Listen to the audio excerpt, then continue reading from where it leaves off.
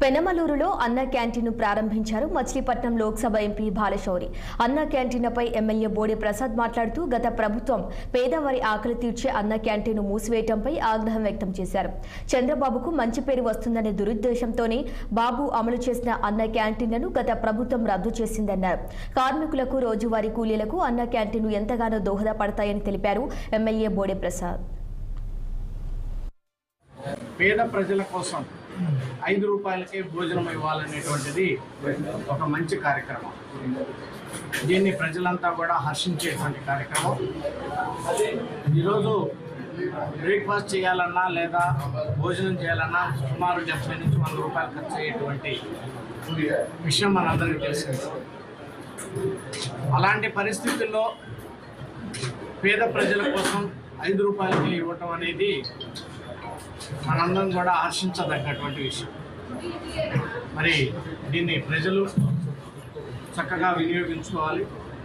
మరి అదే రకంగా ఈ నియోజకవర్గంలో ఇంకొక 3-4 క్యాంటీన్లు కూడా త్వరలో ఏర్పాటు చేయమని చెప్పేసి ఎమ్మెల్యే గారు కూడా ప్రభుత్వాన్ని అడిగారు.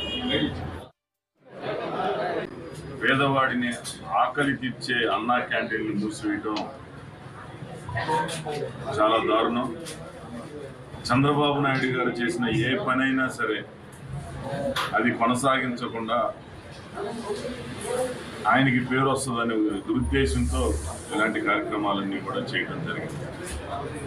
ఈరోజు ఉయ్యూరులో ప్రధానంగా ఇక్కడ తీసుకుంటే ఈ చుట్టుపక్కల ప్రాంతంలో అందరూ కూడా భవన నిర్మాణ కార్మికులు, కాంక్రీట్ వర్కర్స్ ఉన్నారు. పొద్దున్నే 6ంటికే పనులకి బయటికి వెళ్ళి పొద్దుపోయిన తర్వాత లేకపోతే కష్టపడి పని చేసుకొని ఇక్కడికి రావటం జరుగుద్ది.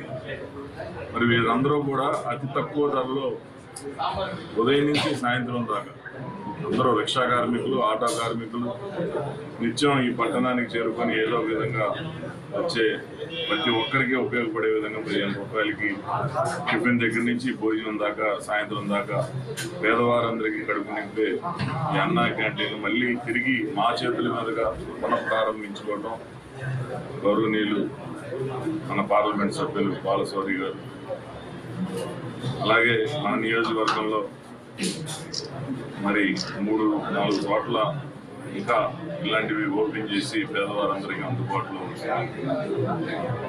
చంద్రబాబు నాయుడు గారు. ఇవి ఇప్పటి వరకు అప్డేట్స్. Keep watching 6